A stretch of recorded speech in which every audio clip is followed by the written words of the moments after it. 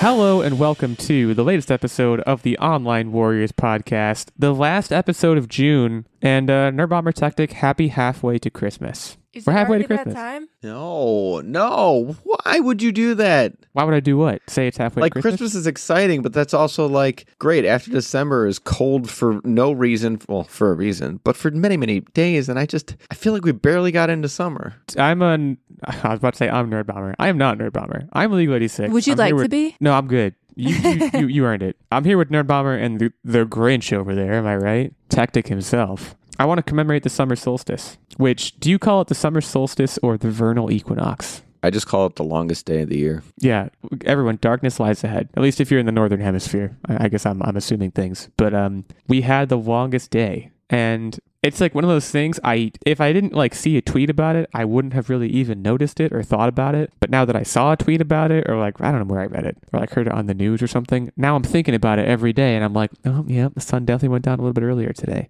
When it's probably imperceptible, but I'm talking myself into it. So it's not good. Don't read so the news, bad kids. Until you have to deal with daylight savings time.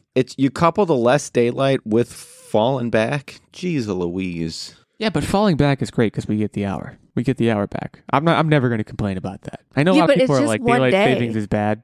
It's just I know, one but day. It's still nice. It's not, though. It's like when you find change between the sofa cushions. Yeah, but sweet. it's like you found change between the sofa cushions, but then you lose that amount of change every other day for the next 6 months. And you months. guarantee that when you clock out at your day job, that guess what? It's dark when you get home and it's dark when you leave. It's also and we're getting into the weeds now. There's a whole I don't want to say mythology, but if you look into why daylight savings happens, or maybe some of it's conspiracy theories. I don't know what I'm spouting off here, but I think at one point they did it so if it stayed lighter for longer at certain times of the year, more people would go out and buy things. It's like capitalism or something. I swear. I'll have to look this up on my own time because I don't have the facts in front of me. The change between the sofa cushions analogy was admittedly not very good because you know what I would do if I found change between the sofa cushions? Put it in a piggy bank and not spend it. Throw it in your Deadpool bank. I can't buy anything. It's not the 50s. I can't go to the soda fountain with my newfound quarter and buy a round for the gang. You know, it's just, oh great. Maybe one day I'll find this in my pocket and I'll be able to pay for 10 minutes on a park. You know what you could do though? You save all of those coins, then you Google what are rare valuable coins, and then you sort through all your coins and try to find the rare ones, and then you take those rare ones, flip it for a profit on the eBays. Yeah, but I already have a job. That sounds like a full-time job.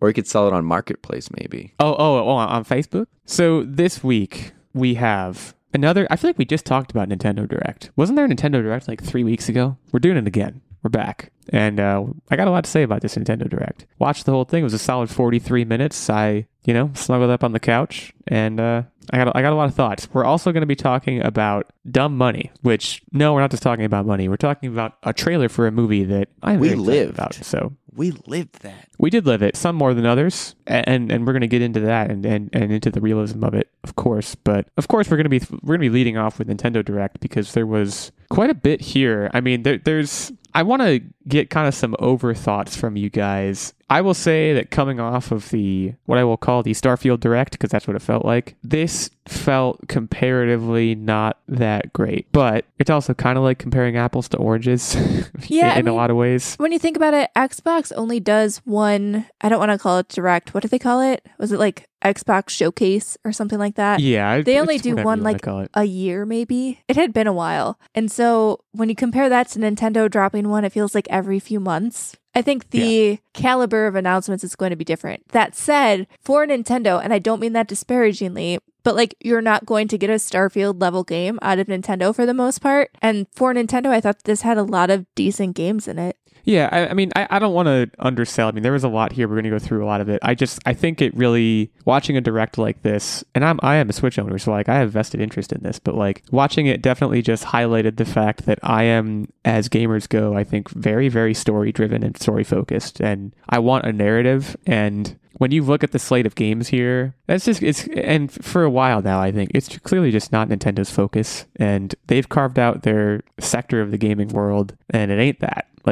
Does that seem like of all the games that we saw, I feel like the one with the most story was the Arkham Trilogy coming out which like doesn't even really count. But that was like one of the things that excited me the most, which again, not knocking Nintendo necessarily. I just felt like this had a lot more content for people who want to, I don't want to say absent-mindedly game because that also sounds mean, but like people who wanted us to like show up for an hour a day, push some buttons and have a good time. And like there's so many games from Nintendo that I can think of that like fill that void perfectly, like Animal Crossing being one of their most recent successes. There are other games they have that have heavy stories, like, you know, the lore of Zelda is obviously huge, but there was a lot of Mario content here. And I don't know that I think of story when I think of Mario, which again, I don't know if you guys disagree, just feel free to yell at me. But Techtic, what do you think was the biggest announcement here? I mean, you can kind of metagame this by looking at the layout of the Direct itself and when certain announcements came, but overall, what do you think had the most impact? So overall, the one that I think was most impactful, and it's mainly because of the Pokemon community and how big of a following it is, and I'm going to probably take this thunder from Nerdbomber.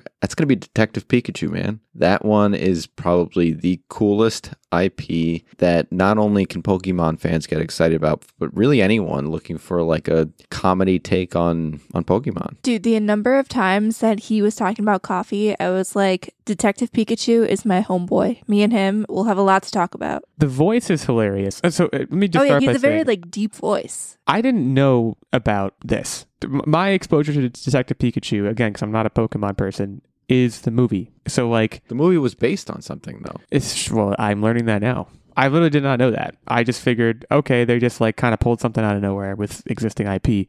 But this has already been, how many Detective Pikachu games have there been? Just the one, and now there's a second one? Yeah, there was just the one. I think they remade it at one point. Yeah, and I think they might have done a comic as well. Okay. Yeah, I agree. It was, it's interesting because it was kind of wedged in the middle of the Direct. I don't think it had a whole lot of airtime, but I do think it hit at a time where I was like, okay, I'm starting to see a lot of the same thing. Something's got to kind of reel me back in here and be interesting and different. And it did accomplish that. And again, the voice was very funny. I certainly like the idea of it, kind of taking characters in that universe and playing with it in a way that you wouldn't expect. I wish they took more time and care, and I know they did it. Why they did it? It's probably because they just did one animated sequence, and then whatever voices are playing, then that's the voice they're playing. But like the mouth movement was the only thing that did bother me. But I'm sure that'll get like, I don't know, brushed up, leveled out, whatever you want to call it, as they get closer to that October release date. Yeah, and there's quite a few of the games in here I think you could say that about. I did not let that get to me personally, but also my level of investment was a little bit lower. Sticking with Pokemon, the kind of lead off hitter for this Direct was some DLC for Scarlett and Violet, which again, I'm sitting on the sidelines of this because I'm not a Pokemon fan, but I loved Scarlet and Violet, and yeah, as someone who played it extensively, rolled credits, finished it, my problem, and I think this is just DLC in general, and we talked about this as Techtic and I were watching this too, instead of using resources to make DLC for a game 6 months to a year after it comes out, I'm never going back to it. Just make a new one. Give me a sequel. Set it somewhere else. Especially because Scarlet and Violet was so unique compared to every other Pokemon game before it. Like, dedicate those resources to the next open world Pokemon game. Give me that. No DLC, please. I half agree with you. Yes, give us another Pokemon game. However, the purpose of DLC is to keep people playing their existing games. The way you're going to do that is to throw out DLC, but don't make us have to pay for it. Just say, hey, we really want you to keep playing this game. Here's new DLC coming that you're going to have access to do by this date. The fact that you have to pay for it, I'm out. But that's always been my problem with DLC. Like, I finish a game. I don't care how good that DLC is. I'm not going back to it. The only time I've broken that rule was Mass Effect 3. That was it. I think I'm going to push back a little bit. And like, I think in this specific case, I think you're exactly right. But I think there are cases in which the kind of rolling DLC, and take another example from this Direct, which I know from firsthand experience is super, super effective, is the Mario Kart Course Pass. Okay, but that's a little bit different. That's not adding new story content. That's just adding new racetracks. And characters. Like, for a racing game, I don't need to buy a full new installment if I just need some new tracks to freshen it up. Like, that makes more sense to me than a more story-driven game, which Scarlet and Violet were story-driven games. I don't think either makes sense to pay. I mean, Nintendo notoriously refuses to reduce their prices anywhere. So if I'm playing full price, no matter how old that game is, I'm not putting more money into the game. I think in the Mario Kart case, you're wrong. And I get your point that as DLCs go, they're very different, but they are both DLC. And I think in the case of Mario Kart, it's very, very effective. In the case of Pokemon, Again, I don't have a horse in this race, but I'm sure you're right. You have to wonder to what extent. I mean, I even wonder sometimes, like, again, speaking from recent experience, like as I'm playing the Metroid Prime Remaster, I finished it, but as I was playing it, I did kind of pause a couple times and think to myself, what devs did they rip away from Metroid Prime 4 and delay it further to like make this and appease me? You know, like it's if I had to choose one or the other, I would choose Metroid Prime 4 every single time. So it is an interesting point. We also, I want to stick with Pokemon for a second, and I'm going to start jumping around here because this came much later in the show, but I want someone to try to explain to me that game that looked like Pokemon but wasn't Pokemon, and I cannot think of the name of it now. It's a Square Enix game. DragonQuest Monsters? They were talking a lot about monsters, and it literally looked like Pokemon, just like not Pokemon. Yes, you're right. DragonQuest Monsters. It was Pokemon. Like, was that not Pokemon? It was like, capture monsters, make them fight for you. And they literally showed like things that looked like Pokemon Stadium. I was like kind of confused. I was like, is this different IP? I guess. Does it feel like copyright infringement? Also yes. Dragon Quest has been around for quite a while, but the Monsters spinoff, that's a new mechanic. And yeah, I said the same thing.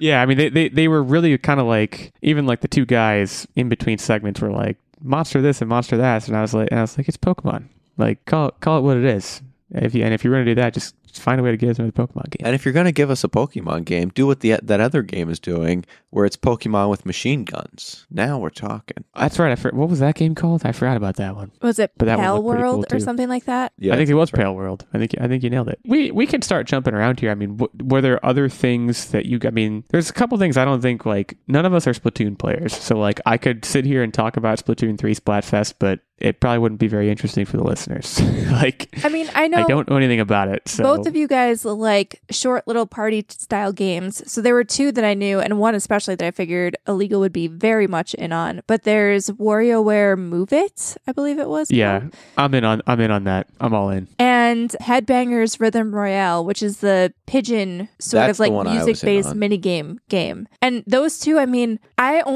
so this is a fun story, and I don't know if we've told this on the podcast yet. We've definitely talked about it with people off the podcast. Yeah, I know what story you're going to tell. There is a Rabbids party game for the Switch, and we bought it on a whim, and when Illeagle and his wife came over to our house, Illeagle was very good at the shall we say, he can masturbate like the best of us. Oh, okay. Just there's going a game right for it. Okay, the game is called, what the heck is the game called? It's not Kingdom Battle. It's called Dutch Rudder. No. The game Rabbids Party of Legends is what the game is called. And there's this mini game. It's all like mini games, like Mario Party. And there's one where you're a little rabbit thing, and you have to pull a large stump out of the ground, and you have to be the one to do it the fastest. And the way you do it is you take one of the Joy-Cons and you like put your arm down, you click down on the controller, and you pull it up, and then you release the trigger, put it down, trigger, pull up again, and it becomes this rapid motion that it looks like a certain thing. I'm sorry. I'm not going to apologize for being good at it. I was good at it. It was the wrist action for me. There was a twisty. I like mini games. Ever since Mario Party 1, I've taken them very, very seriously. So yeah, I would actually say I was less so into the Headbangers thing. It looks cute. I'm a Team 17 guy, so I was into that. What I need to know about the Headbangers is that massive multiplayer online, kind of like what's that game where you're it's not Human Fall Flat. No, but it's called like Fall Down or something. Fall Guys. Is that akin to Fall Guys, or is that more akin to like couch co-op with your friends and online? That's what I need to know. If it's just online solo in your home, but like online, then I'm out. If it's couch co-op allowable, I'm in. There were a few games that I was watching this entire Nintendo Direct, and I was like, I just want to know, is it couch co-op? Please tell me. is this couch co-op? And another one of those was Manic Mechanics. And I think it is couch co-op. It's gotta be. And that's another one I wanted to mention because I think that one looks, it looks like Overcooked, which I'm a fan of. Yep. But with like cars. And I was like, yeah, I'm all in. It's gotta be couch co-op. I can't imagine it not being couch co-op. See, when you said that you were just kind of like lukewarm on this entire thing, I was like, there were a few games. As soon as I saw them, I was like, Illeagle is all in on these. And you don't have to be in on all of these. But like, I knew Manic Mechanics and the Warioware game you would definitely be in on. Yeah, Warioware, you know, it's an interesting case because like I haven't bought a Warioware game since the original Warioware, but I love the idea. I think it's great. I want to be back in on that in that space. Like I think I'm much more likely to buy Manic Mechanics because that game is much less likely to be $60. Like Warioware is going to come out and it's going to be $60. I'm going to be like, I don't know if I want to pay that much for Warioware, and then I'll wind up never buying it because you know Warioware, again, I'm talking about being a very story-driven gamer. Warioware is by design micro games, is what they call it. So I'm not going to get that. So I don't know if I can justify paying a high price for it. I wonder it kind of fits into a weird spot. Like every now and then Nintendo will release a game that's at like that $39.99 price point. And I wonder if that will be one of them. And I probably could just Google it right now and see if there's like a pre-order price for it. But I feel like you can't charge full price for that. It feels AAA. And it has AAA characters. Even if it's just WarioWare, I feel like or even if it's just Wario himself, like I feel like it's fitting in their $60 frame, which I hate. Another one that had couch co-op and again, we're really dancing around here, but they showed like 3 to 5 seconds of Sonic Unleashed. Is it Sonic Unleashed or is it Sonic Superstars? Superstars. They showed like 5 seconds of 4-player co-op, and the 5 seconds they showed, I was like, I don't know how fun that would be.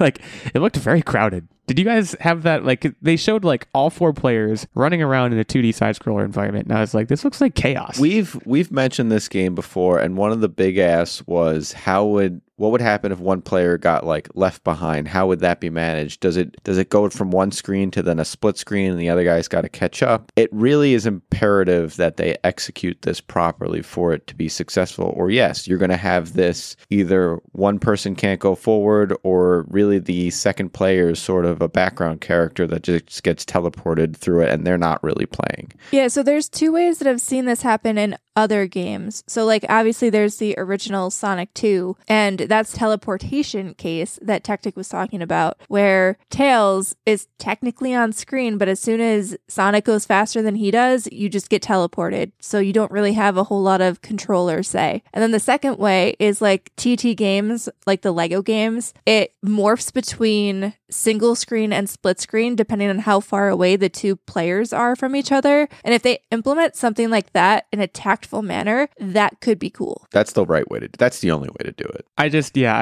definitely have questions about it. And the same could be said for what appeared to be the same exact mechanic in Super Mario Bros. Wonder, where there was once and they showed it for like a hot second, 4 characters all playing the same level, and then they didn't mention it. But the main thing that lets me know that those were individual characters is when they jumped on the flag. Each one had like an icon that they landed on the flag. So that has to be not just like AI or computer going with you through the level. Like, I guess you're collecting teammates.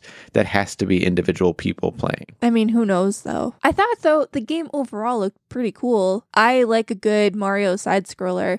Yahoo! I actually think I like them a little bit better than like the 3D Mario because I gotta be honest, I don't know if it's just me. I play a lot of 3D platformers, but the last time I played a 3D Mario platformer game, I got really frustrated with the perspective and not being able to make jumps because I thought I was going in the right direction or I thought I should make the jump, and then the perspective just like messed me up and I was completely off and just fell off the map. So like I'm good with a 2D resurrection of a new Super Mario game. I guess it's not a resurrection because they haven't gone away, but my experience with Mario 3D, whatever is it, called Mario Super Mario 3D All Stars, whatever the three games together is. Played 64, loved it, 100%ed it. I was so happy. Started playing Sunshine. It's the hardest game in the world. And I think like partly for the reason that you're saying is like you'll be like in one of the so Super Mario Sunshine has those like you like fall down a tube and you go to like this black void that has like squares that you need to jump across voids to like get to the end and get a star. Or sorry, a shine sprite or whatever they call it in Super Mario Sunshine. And my God, my blood pressure was just through the roof when I was playing those things to the point that I eventually had to stop. I was like, I'm not having fun. And I hear you on that. It's a uniquely Mario thing for me, or at least Nintendo, because I've played games like Sackboy's Big Adventure, and I had no problem with that. And there were just as many like perspective shifts in that game,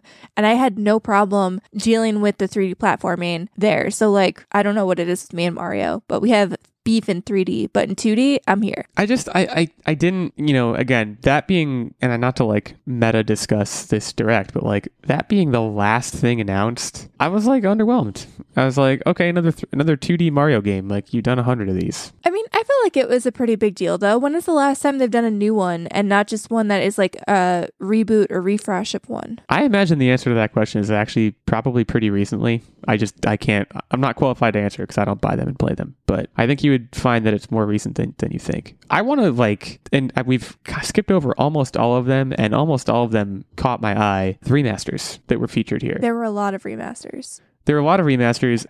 I'm like, depending on the price point, Luigi's Mansion Dark Moon, like, yes. I will buy that. Like, I will definitely, I never played it. I missed that because it was a DS title. And I love Luigi's Mansion. I love the first one. I love the third one. I would definitely go in on that. I'm like, again, depending on what the price point is, the Arkham Trilogy, that's a lot of game. And I haven't played them in a while. And I bet the form factor on the Switch would be pretty good. So that was another one that I was like, this is not new or exciting, but it's exciting to me because I love those games. I'm loving remasters right now. Super Mario RPG was also one that I was pretty excited for. I haven't played that before. And Techtic was just like, meh. Yeah. And this was another one I was like, is this co-op? Because there's multiple players here. But it's that old school like turn-based RPG.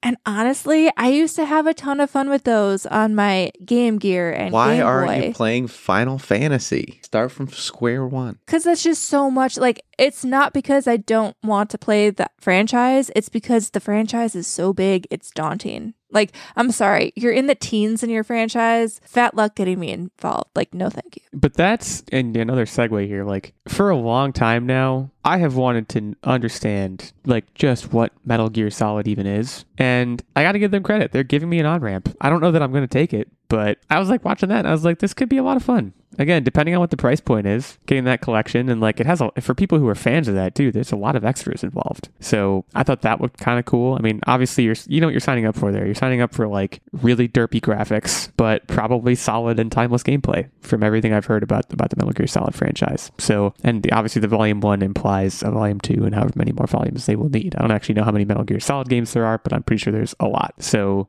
I think we're living in an age of remasters, and I'm here for it. I don't know which of those I'm necessarily going to buy, but I certainly love the idea of them. So there is a very big game that we didn't see a lot of, but that we've neglected to mention so far. A Princess Peach game. Is it Peach game? Yeah. Do you guys think, so what we saw of it, I was just like, they made her look kind of lame. But then they like alluded to her transforming. And I'm like, are they going to make her like a badass warrior chick? Like, what is the play here? They already made her a badass with Bowsette. It didn't look that interesting to me.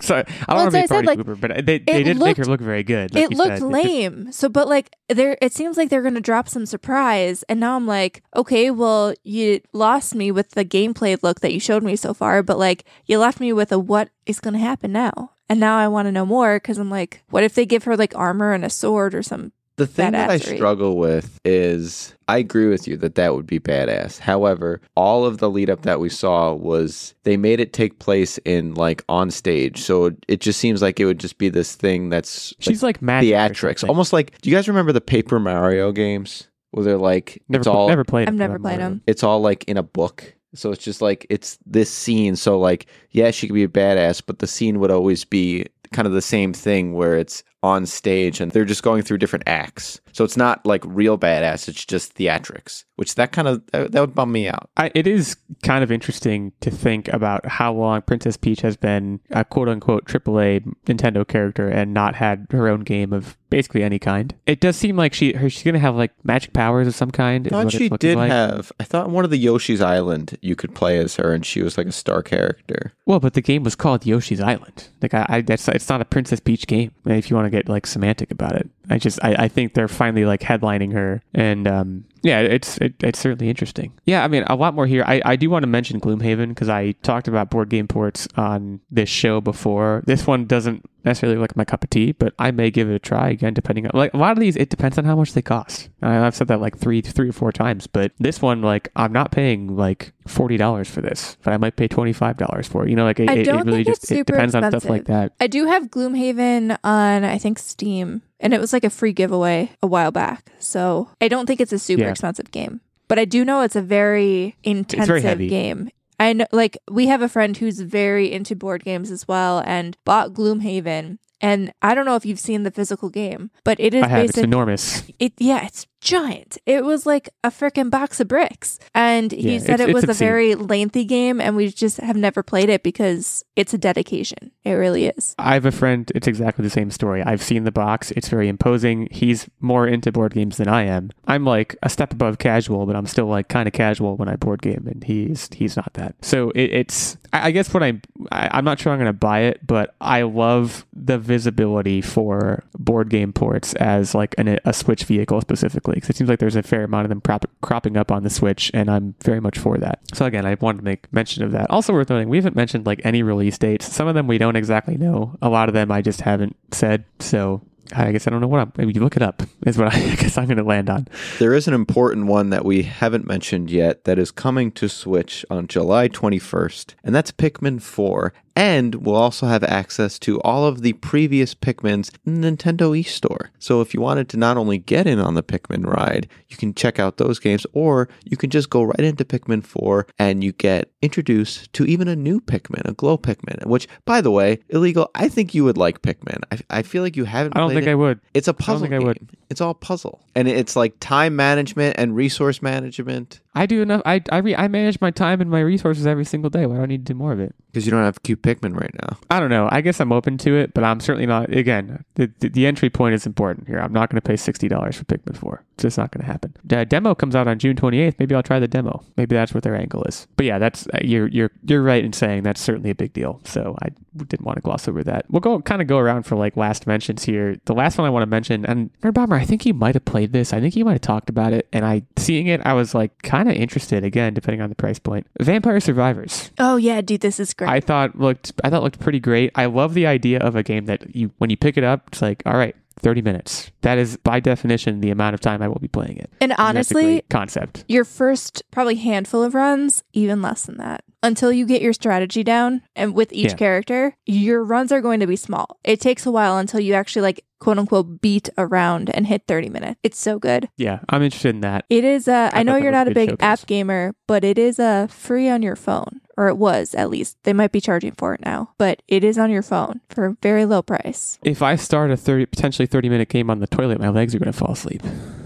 That's what my issue is. Fair point. Yeah. Otherwise, I'm at least vaguely interested. But yeah, any others you guys want to mention before we kind of move into our break here? There's a fair handful we didn't get into, but I think we covered a lot of the high points. The only other one that really stood out to me was Myth Force. And this one is a first-person kind of melee roguelike game that's supposed to be based on, or at least inspired by, Saturday morning cartoons. And I don't know, this just seemed fun. And it looked like you could do some co-op stuff, co-op action. And it was very like mythical, mystical. I don't know. I like this kind of thing. I like the art style. It just seemed like fun, funny. Big fan of that kind of game. Roguelike or roguelite? Roguelike. Nice. Okay. I know we need to get that clarification because we talked about that like 16 separate times on the show. Techtic, any other mentions, or are we going to the break? Nope. I'm just trying to sell you on Pikmin. You're gonna have to keep working on that. Let us know what we missed, or what you wanted to talk more about, or what we got wrong. At Online Warriors 1 is our main show account on Twitter. We have at OWLegal86. That's me. At OWTechtic. And of course, at OW Nerdbomber. Hit us up there. Let's have a conversation. And you can also go over to Patreon and consider subscribing to us there and have a conversation with us and with our Patreon producer, Mr. Stephen Keller. Stephen, thank you again for all that you are doing for the show. Stephen is a producer on our show. He is a night level subscriber on our Patreon. As a result, he gets this weekly producer shout out. He gets input into the weekly game segment, which we will be playing later. I believe Nerdbomber is hosting. He also, of course, gets access to the monthly secret segment and vlog. If you're not quite as noble as Stephen, if you are not a knight, there is also a squire level of support, which gets you access to the monthly secret segment and vlog, and a page level, which gets you access to the monthly secret segment. So consider heading over there, considering the ways you can give back to the show. If you subscribe at the night level, you also get the occasional guest spot on the show. Wink, wink, nudge, nudge. So again, that's patreon.com/onlinewarriorspodcast. Head over there, talk to us, talk to Steven, and consider helping us keep the mics on. We're going to take a short break now and come back to talk about dumb money.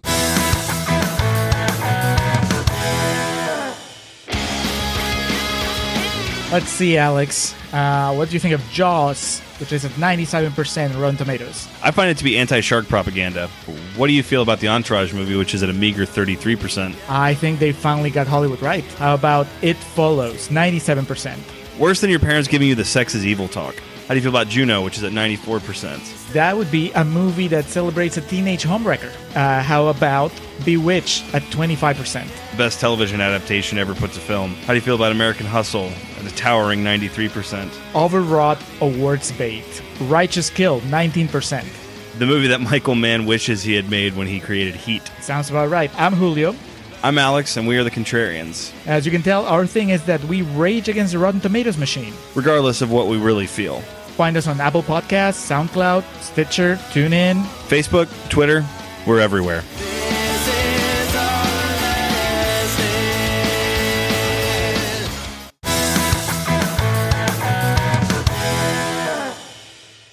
All right. I think it's been a while since we have talked about a movie on the show that I have bought fully into and signed up for. Hey, I'm going to go see this in theaters. I'm going to go see Dumb Money in theaters. This is a very me movie.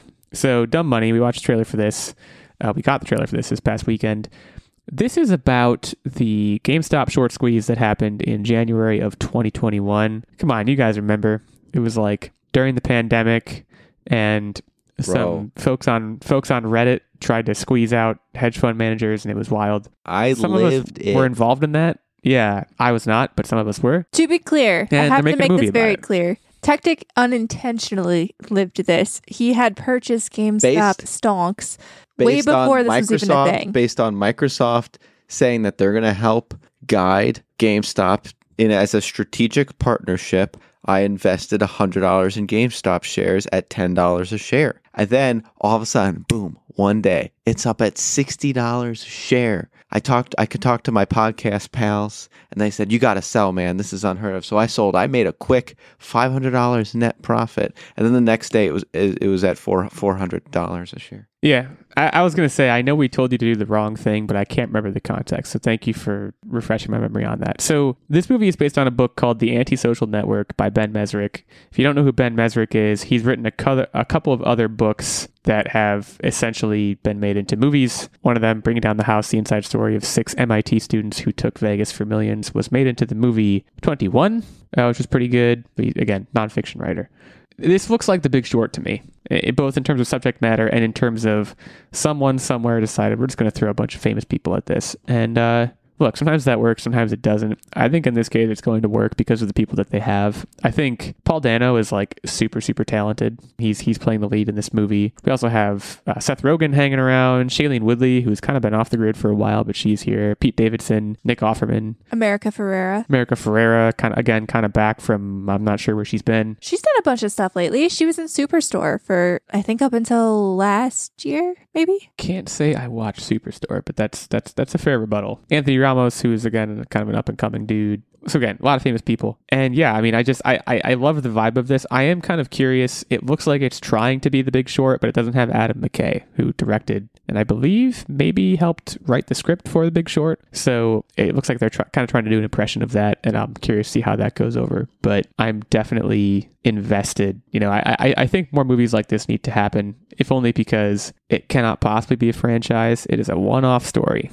And we need more of those these days. And you know what everyone should do tomorrow? Buy a bunch of GameStop shares, because when this movie comes out, I can see that the internet just going, let's make it happen again. They're at $23 a share. Yeah, first of all, thank you for looking that up. And second of all, it is like, I think that's maybe the most interesting nugget in the story. It's not necessarily The Big Short in the sense of like, oh, we're going to watch some guys, kind of swim upstream in the market and make a bunch of money. It's more so like, how do we do things now where this one guy said buy GameStop stock and then a bunch of people did, and it like caused the foundations of financial society to quiver. Like I can't imagine being someone who has a lot of buying power by buying a lot of stocks inflates the stock price. And so a lot of people with a little bit of buying power can do the same thing. It only makes sense. Yeah, it's just a very interesting premise for a movie. So September 22nd, 2023, Sony Pictures is releasing this movie. Are you guys going to be going to see this? Yeah, I think this one is a definite for me, for sure. Like you said, too. And as we'll talk about later, we are also guilty for feeding into franchise movies, but I love me a good standalone movie. Like, I feel like they're making a little bit of a resurgence.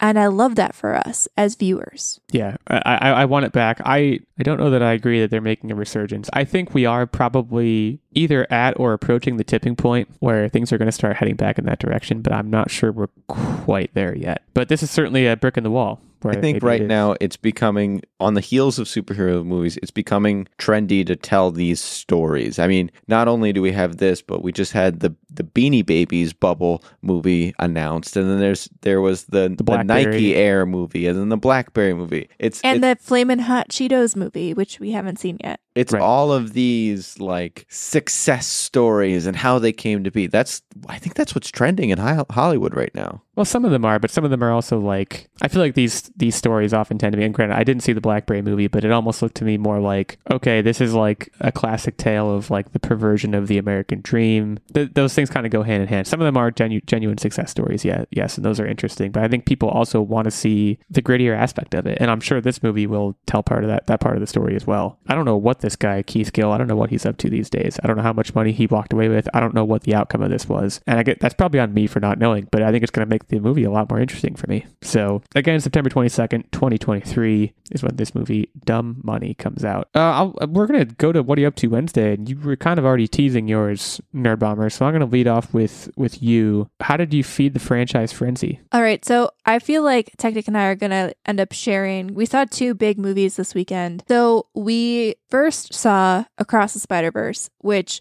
I thought was absolutely incredible. It was a long movie that did not feel long at all. As you guys know, it's a 2-parter, so there is, like, this is not a spoiler. This was announced, I think, before the movie even came out. Beyond the Spider-Verse is going to be the final movie in the franchise. I guess it's going to be a trilogy, and that's not coming out until supposedly next March, but realistically, with all of the strikes and stuff happening, probably not for a while. But even with the cliffhanger, which I know upset Techtic, I loved it. I thought it was great. Right now, and this is probably a bold statement, this is probably the only superhero set of movies that I actually kind of care about. Like, The Flash came out, and even though that's my favorite superhero, I have no interest in seeing that. I wanted to see this, though. This was I couldn't miss this. It was incredible. Animation style was incredible. Voice acting was great. The storytelling was great. The soundtrack was great. There was nothing in this movie that I found to be bad, and that says a lot because I can normally nitpick a movie, and I really didn't have much to nitpick. Okay, but Sunflower from the first one is pretty unbeatable soundtrack-wise, so I'm going to push back on that. Was the soundtrack as good? Soundtrack was great. It was great. I don't know until I've listened to the soundtrack back again. Like, I remember watching the first Into the Spider-Verse movie, and like that song stuck out.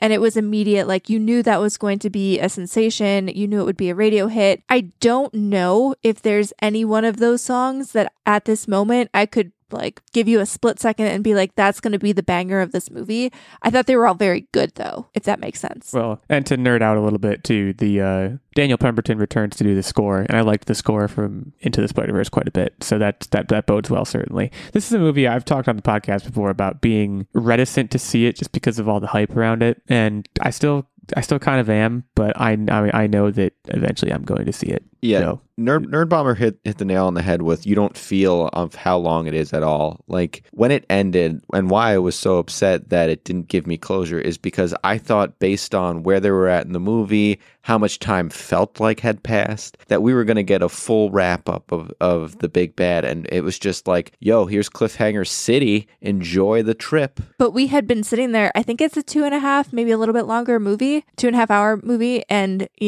it didn't feel like that at all. And it was great. And Rude. You should not be that guy who's like, I'm not going to see this because of the hype, because in this case, the hype is very much warranted. the ultimate test of how long the movie feels is going to be my wife. She has a fairly rigid rule of not watching movies over 2 hours. Did she like the first one? I don't honestly remember. Because that could be a thing. Like, that might not be a good judge if she doesn't like. So there's different qualifications here. First of all, I think if you don't like animated movies, and I know even if like there are people I know who don't like animated movies, I don't think she has that stigma. The Spider-Verse. I don't think I don't think she suffers from that stigma, because there's definitely a stigma. But and then does she like superhero movies / would she be coming in with superhero movie fatigue to the point where it would completely just mar any enjoyment of this movie? Because I feel like in that case, you might need to take a beat. Well, that's kind of part of why I am. But yeah, I mean, first of all, I'm suffering from that same thing. It's a very fair question. I don't honestly know what her temperature currently is on that. I can tell you that we haven't watched one in a while. I mean, pretty much because we don't want to, because we're fatigued. So, like I said, it's going to be like 6 months down the road. We're going to watch this, and it'll probably be good. You will lose something by not seeing it on a big screen. I feel like this is one of those, like, it feels distinct enough from the superhero movie mania that's going on right now. Like, it's its own thing. And you can tell why by watching Into the Spider-Verse and Across the Spider-Verse, these are self-contained movies.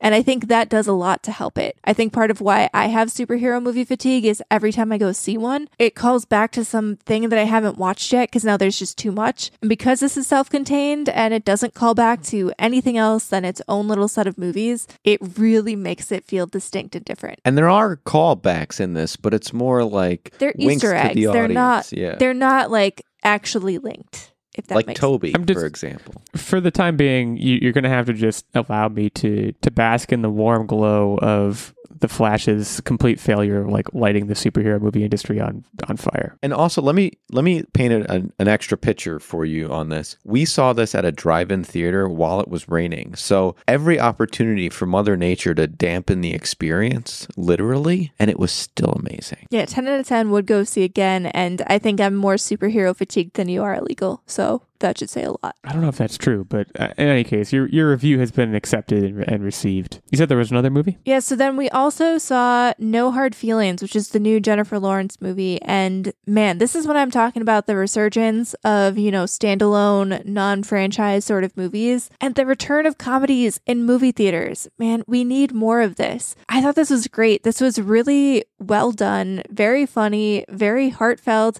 There were obviously some stupid, like kind of raunchy scenes thrown in here and there, but overall the crux of the movie was just a very heartfelt story about, I guess finding yourself no matter how old you are. And if you aren't familiar with the plot of this story, Jennifer Lawrence's character is in her 30s and she lives on Long Island, and basically a lot of rich people are coming in and the taxes are going up on her house, so she can't afford to pay her taxes. And she needs her car to pay her bills, basically, because she's an Uber driver, but her car gets towed away and she sees an ad on Craigslist, and these parents are basically offering a car to somebody who will come date their 19-year-old son before he goes off to college because, he's kind of a loner, stays in his room by himself, doesn't have fun, and they want her to basically open his horizons. And obviously, you can tell where a lot of raunchy moments could come in with that sort of setup. But overall, I thought it was really, really well written. I thought it was super funny. I don't think I've laughed this hard at a movie that I've watched in probably a handful of years, maybe. Like, I had a lot of fun with this one. Techtic, yeah, this is more what I'm talking about.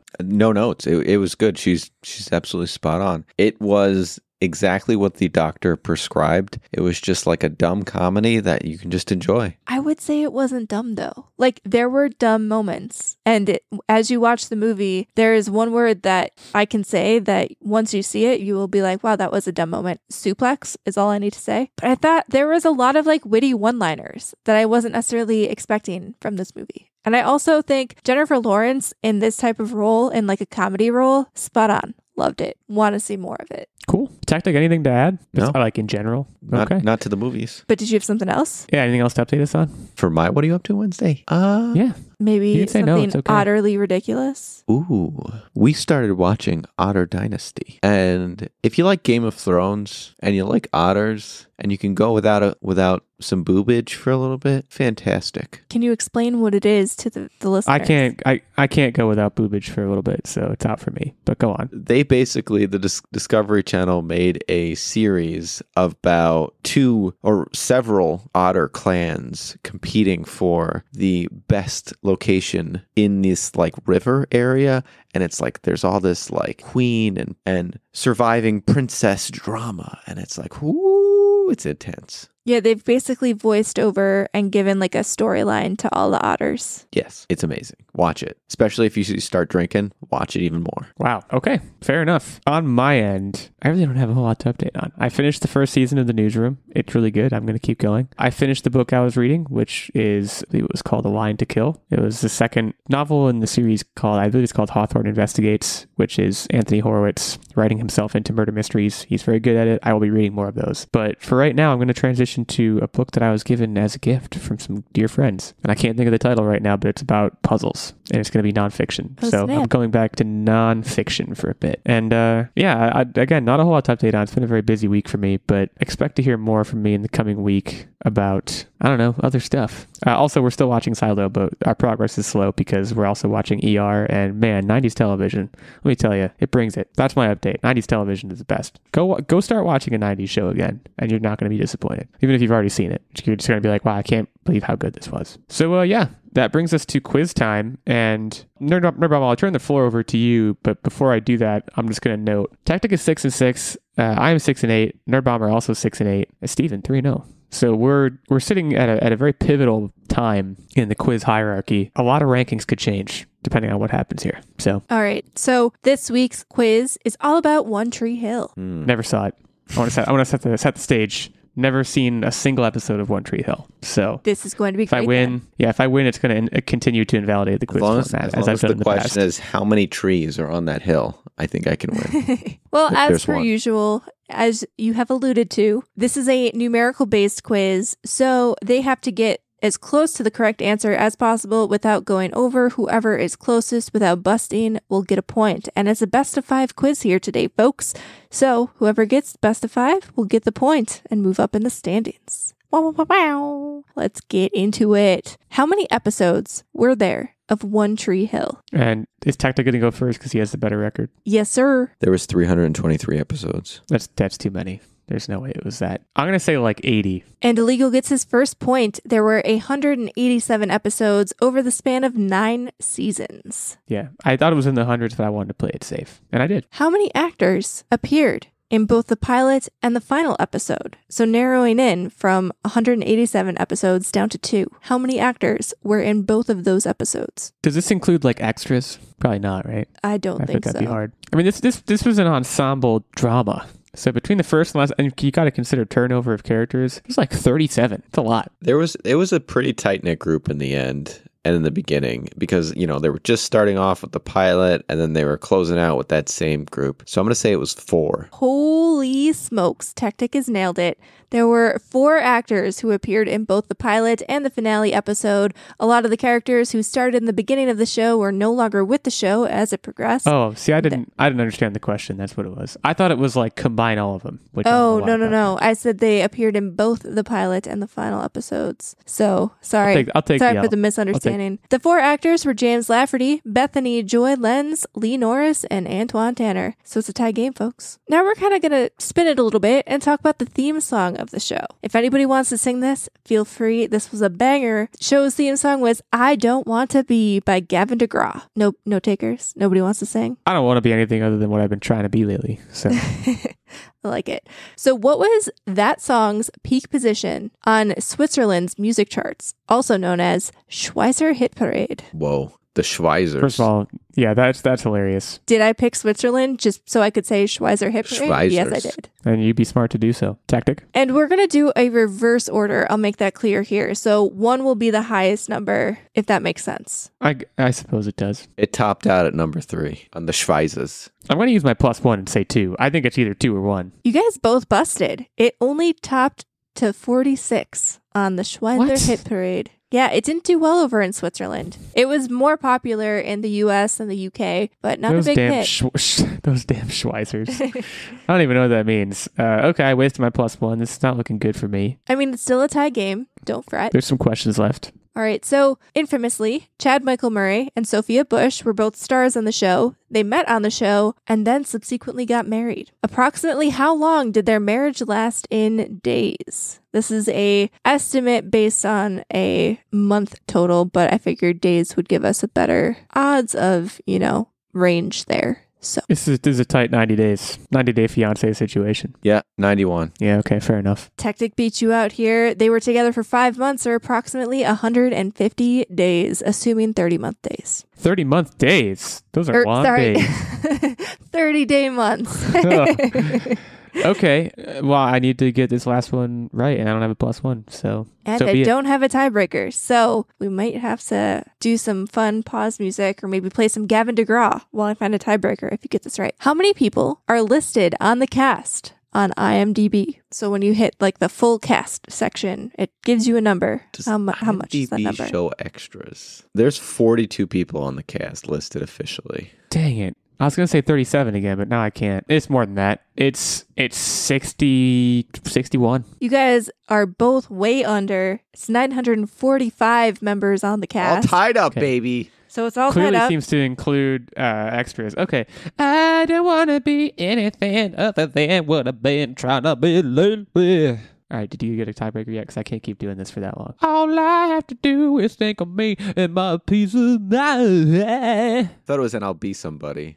No, it's I don't want to be anything other than what I've been trying to be lately. All I have to do is think of me and my I'll peace of be mind. somebody. No, I don't think so, man. All right. We're doing a live... Hang on, we have to do a live lyric reading now. I don't want to be... Song by Gavin DeGraw. Yeah, I don't want to be anything other than what I've been trying to be lately. All I have to do is think of me and I have peace of mind. So basically, I was right. That doesn't count as a question though. That's just me knowing lyrics. Okay, text in question tiebreaker. Yes, it is. Okay, according to IMDb, the holy grail of data apparently. How many nominations has One Tree Hill received? Award nominations, whether it's actors for all awards. Yes, like Emmys, Teen Choice Awards. There's even included here the ASCAP Film and Television Music Awards, Prism Award, Image Award, NAACP Awards, all those awards out there. All right, my answer. I texted my answer in. I'm just taking a hip shot. So Illeagle said 96, and Techtic said 11. And Techtic will take this one because it only received 27 nominations, and many of those were Teen Choice Award nominations. That sucks. This show was one of the best shows ever. I didn't watch it, but that was because I heard how good it was. I didn't need to. Techtic moved to 7 and 6. I moved to 6 and 9, thereby sliding to the bottom of the rankings. So we need to keep the dream alive of Nerdbomber playing a scary video game, and I'm going to have to do some studying over the next couple weeks. I'm going to have to... Guys, thank you all for joining us. Next week, I will be back to hopefully regain some quiz supremacy. But in the meantime, you can head over to Apple Podcasts, leave us a review there, hit us up on Patreon, talk to us, talk to Steven, hit us up on Twitter, handles previously mentioned in the episode. And in general, just stay safe and keep on podcasting.